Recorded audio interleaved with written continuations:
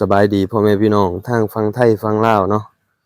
เดี๋ยวมื้อนี้สิพาพ่อแม่พี่น้องมาเบิ่งร้านค้าอยู่ในหมู่บ้านนี่เนาะเป็นร้านเดียวที่แบบคึกคืนหลายเนาะยามมื้อแลงที่แบบเป็นร้านเดียวอยู่ในชุมชนเนาะหลายๆหมู่บ้านก็มาซื้อของอยู่นี่เนาะเป็นร้านของอันเสียไหมเพิ่นเนาะมื้อนี้สิมาเบิ่งสินค้าเนาะแล้วก็ราคาที่เราขายเนาะอันสบายดีดูผู้บ่าวสวัสดีสบายดีคือเสียอีหลีเนาะตินี่เดี๋ยวสิมาเบิ่งของเราขายเนาะของบ้านเฮาอันนี้ของอิหยังนี่ของไทยเด้อเนาะของไทยนี่ของไทยของเวียดมีของไทยของเวียดเด้พี่น้องผสมผสานกันเพราะว่าเฮาเป็นอันอิหยังก็ อยู่กลางเนาะว่าแล้วก็ได้เอาสินค้าบ้านอื่นมาขายแหน่เนาะบ้านเฮามันเล็กๆน้อยๆส่วนน้อยสุดแหละอันข้าวจี้นี่ของไผนี่นี่เอามาจากเวียงจันทน์ของบ้านเฮาแม่นบ่นั่นแหละของบ้านเฮาของบ้านเฮามีข้าวจอกข้าวจี้พี่น้องเอ้ยราคาก็พอฟังแม่นเนาะเว้ยพอได้อยู่ได้กินเนาะบ้านเฮาเนาะแล้วมันก็หาซื้อยากอีกว่าตานี้ออกไปซื้อของนี่จักกิโลแต่ละมื้อแต่ว่าเฮาไปซื้อของประมาณ7-8กิโลน่ะโอ้ไล่ไป10เลยเนาะแล้วหนทางเฮามันบ่ทันปานใดเนาะพี่น้องเนาะค่อยๆเป็นค่อยๆไปเพิ่นก็ค่อยๆพัฒนาเนาะน้ำอัดลอกอารมณ์เด้อเว้ยอารมณ์เพนตาเพิ่นว่ามาให้ใส่เลยนี่จากไทยมาจากไทยบ่เว้ยโอ้อันพวกขนมนั่นนี่ห่อเท่าใดขายเท่าใดนี่ห่อ 5,000ห่อ5,000ห่อ5,000กีบพี่น้องตกเป็นเงินบาทจักบาทเลยบ้านครับบ่ฮู้กันไล่บ่ค่อยเป็นเด้อพี่น้องเอ้ยพี่น้องเอาลองคิดเบิ่งเด้อเงินตอนนี้62บ่62 63เนาะต่อบาทนี่ขนมเครื่องกินเด็กน้อยนี่แนวยั่วเด็กน้อยเลยเพิ่นเอามาขายนี่แนวยั่วผู้ใหญ่อยู่ทางฝุ่นเนาะรุดล้อลงนั่นแหละเพราะว่ามันพ้นสงกรานต์แล้วเด้มื้อนี้ก็เป็นวันที่17เนาะอันนี้ก็เป็นเครื่องปั้นน้ำอ้อยแม่นเว้ยโอ้คักแล้วเว้ยมีเกือบทุกอย่างนั่นแหละที่บ้านเฮาพากันใช้กันกินเนาะแล้วก็มีขนมเขาจะห้อยแล้วก็มีอันหยังก็ของกินแบบสำเร็จรูปที่คนขี้คร้านเฮ็ดแนวกินสิไปป่าไปดงไปสวนเนาะแล้วก็มีหมูปิ้งหมูปิ้งหมูย่างปิ้งใหม่ทุกมื้อข้างแน่ก็ยังบ่ยามมันบ่เบิดนั่นแหละซื้อโอ้แม่นเนาะพี่น้องเนาะอันนี้ของกินแล้วมีหลายอย่างคือกันแต่ว่าอันนี้มันบ่ายแล้วเนาะค่ำจักหน่อยพุ่นแหละเราจังสิเตรียมเนาะคนเต็มคนเข้ามาแต่เฮ็ดให้เนาะเว้ยเนาะอันนี้กับแก้มเพราะว่าบ้านเฮานิยมก็คือนี่แหละนี่อันต้องเป็นปองเป็นลังนี่แหละบ้านเฮานิยมเนาะพี่น้องเนาะมีเกือบทุกอย่างเลยเว้ยเนาะของเครื่องปรุงเลยซะมีหลายอยู่โอ้เครื่องปรุงพี่เด้อทั้งพี่น้องเอ้ยมีหลายแล้วเบิดหลายแล้วเพราะว่าเราก็ยังบ่ทันไปซื้อของเว้ยร้านนี้ขายดีขนาดนี่ก็เจ๊เนาะเจ๊เนาะร้านเราเฮาก็นี่แหละมาเซ็นเอาอยู่นี่แหละยังบ่มีเงินก็เซ็นนี่ก่อนเฮ็ดแจ่วกินส้มบ่เดี๋ยวนี้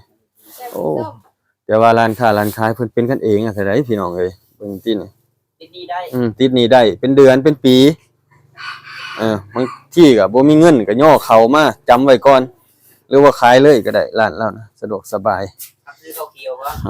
ครับซื้อข้าวเขียวผมปล่อยเงินกู้นำอันนี้นะโหดแล้วเอาทุกอย่างอีหลีได้ เฮือนก็เป็นแบบรุ่นเก่าเลยเนาะเว้ยเนาะหายากหาเบิ่งยากแล้วเขตบ้านส่วนมากสิเป็นเขตนอกอีหลีเนาะเว้ยเนาะแถวบ้านเฮาจังสิมีลักษณะแบบนี้พี่น้องเอ้ยอันสินค้าแต่ละอย่างก็มีผสมผสานกันเด้อพี่น้องเด้อราคาก็อันตามปริมาณที่เขาเจ้าตั้งมาแหละค่าขนส่งก็เล็กน้อยๆคิดไปเล็กน้อยๆพอให้ชาวบ้านพออยู่ได้คือเนาะเว้ยเนาะแม่นแหละกำไรก็บ่ค่อยเอาหลายเอาเทื่อละ 10,000 อย่างหนึงก็ได้อย่างละ10อย่างละ5อย่างละ10อย่างละ5บ่ว่าอิหยังขนส่งมันไกลเนาะเพื่อสิออกไป บ่แม่นเรื่องง่ายเอ้าก็บ่ค่อยๆเฮ็ดไปเพิ่นว่ากันเอารถไถเด้อไปซื้อมาเว้ยรถไทยไถไปซื้อบ่แม่นใกล้ๆอีกเขาตัวเมืองพู้ส่ำตัวเมืองแหละพี่น้องที่ตลาดที่บ่าวกองไปอันซื้อสิ่งซื้อของอยู่ปะน้ำเพิ่นบ้านปะน้ำนี่แหละเฮือน โอ้นี่ผลงานแม่นบ่นี่ผลงานอันสงกรานต์แม่นบ่นี่โอ้โห มันร้อยปลาย โอ้ร้อยปลายโอ้ มันร้อยปลายล่าง สุดยอดคนลาวเฮามักกันแท้แน่เนาะ คนละมังม้วน คนลาวมักม่วนสินค้าของลาวเฮานี่ที่สนับสนุนกันนี่คือนี่แหละเนาะมีเหล้า เดี๋ยวของคนลาวเพิ่นว่าของกินก็โอ้โอเคเราก็ได้ขายเด้อพี่น้องนี่ร้านเดียวนี่แหละขายดีแล้วก็เป็นจุดคนชุมนุมจักหน่อย เพราะว่าอันนี้อากาศดีอีกแล้วก็สถานที่แวะเวียนของคนมันพันสัญจรเนาะอะไรก็ได้อยู่นี่มันกว้างขวางดีแล้วก็เปิดเผยดีเห็นง่ายบางร้านที่เข้าไปนี่โอ้ยผู้ปิดประตูสองด้านผู้ไปซื้อของก็เดินเคาะเอาเถื่อ ได้เอิ้นเอาโอ้ยอันนี้บ่อิหยังเราบริการดีเนาะรู้จักกันประมาณปีครึ่งรู้จักกับเพิ่นนี่โอ้บ่แม่นน้อยแล้วหลายปีแล้วพี่น้องเนาะแต่มาอยู่พุ่นแหละนี่บ้านเฮาพี่น้องเอ้ยนี่ทางนี้กินหยังเอาม่วงไปกินส้มเด้ออืมมื้อนี้ก็เป็นอากาศร้อนๆหนาวๆเบิ่งสินค้าพี่น้องเอ้ยเราก็ไปนำจากตัวเมืองมาขายเนาะเมืองปะหนาม อืมนี่แหละพี่น้องสินค้าบ้านเฮาที่ก็ส่วนมากเป็นนำเข้าเบิดเด้อเนาะของลาวเฮาก็น้อยส่วนมากก็เป็นของเวียดของจีนหลักๆเลยของไทยเลยแหละแล้วก็เป็นสินค้าที่คนลาวนิยมก็คือของไทยนี่เกือบทุกอย่างนับแต่เครื่องใช้ทุนแรงต่างๆเนาะการเฮ็ดการเกษตรต่างๆแล้วก็อันเครื่องที่แบบนำใช้แบบหลักๆเลยของไทยแหละส่วนมากเนาะ ดั้งเดิมของไทย นี่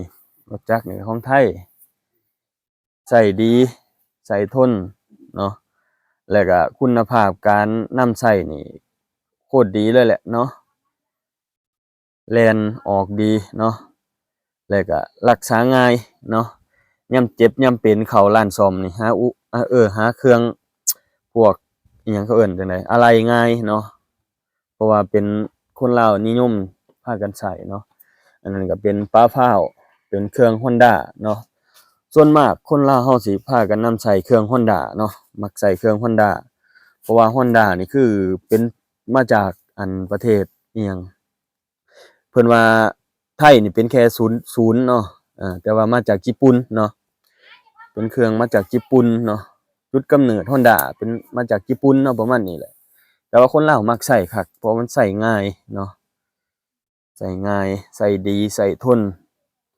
เดินทางไกลๆนี่โอ้คักหลายเนาะก็แล้วก็ราคาก็พอฟังแหน่กับคุณภาพที่นำใช้เนาะเว้าเรื่องของไทยนี่ลาวนี่มักหลายนั่นเลย มากหลาย มักหลายใช้ง่ายใช้ทนเบิดบ้านนี่เกือบมักของไทยเบิดพู้นแหละเนาะ เมื่อประเทศเนี่ย เบิดประเทศโลดมักไทยบ่แม่นว่าอวยเพิ่นดอกมักอีหลีแหละเนาะเบิดบ้านนี่ก็ฮ้วยกันว่าบ่อืมมีเงินมีคำเบิดทุกคนก็อยากนำใช้ของไทยเพราะคุณภาพมันดีเนาะเพราะว่าเฮาสิเว้าของเวียดของจีนบ่ดีก็บ่แม่นของเวียดของจีนดีก็มีแต่เฮาเงินบ่ถึงบางทีก็ได้เพราะว่ากลยุทธ์การขายของเวียดของจีนเขาก็สิถามเฮาคือกันเนาะว่าเจ้าสิเปลี่ยนของแท้หรือของปลอมนี่อันสิมีให้มาแบบนี้แม่นเว้ยจักสิมันสิเอามาหยังเฮ็ดน่ะสิเอาของแท้มาขายให้โอเคก็บ่เนาะแบบนำใส่ดีเลยเนาะเอาพี่น้องครับประมาณนี้แหละบ้านเฮาร้านค้าร้านขายสินค้าต่างๆนานาก็พอได้เบิ่งได้ฟังนำกันแล้วก็พอพิจารณาเป็นจั่งใดพี่น้องก็คือว่าทุกมื้อนี้เนาะภาษีเออภาษีต่างๆมันขึ้นการนำส่งแล้วก็ต่างๆมันแพงขึ้นเนาะแพงหลายเนาะขึ้นไปพุดๆไปเรื่อยเนาะอันนี้ก็ลูกสาวเว้ากล้องเนาะสบายดีนะเร็วสบายดีติดอ่อนตอนเลยไปใส่ก็ไปนำใหญ่เป็นสาวอะไรสูงเพียงบ่าเลยจักปีอะไรเดือน6 ปีนี่แหละพี่น้องหาเงินหาค่ำก็ หามาให้เพิ่นนั่นแหละเฮ็ดเรือนเฮ็ดชานเดี๋ยวจะเฮ็ดเรือนเฮ็ดชานให้เพิ่นเอาโอเคครับพี่น้องครับมื้อนี้ก็ประมาณนี้เด้อพี่น้องเอ้ยเว้าผิดพลาดประการใดต้องขอโทษขออภัยเด้อโอเคบ๊ายบายนะเร็วบ๊ายบาย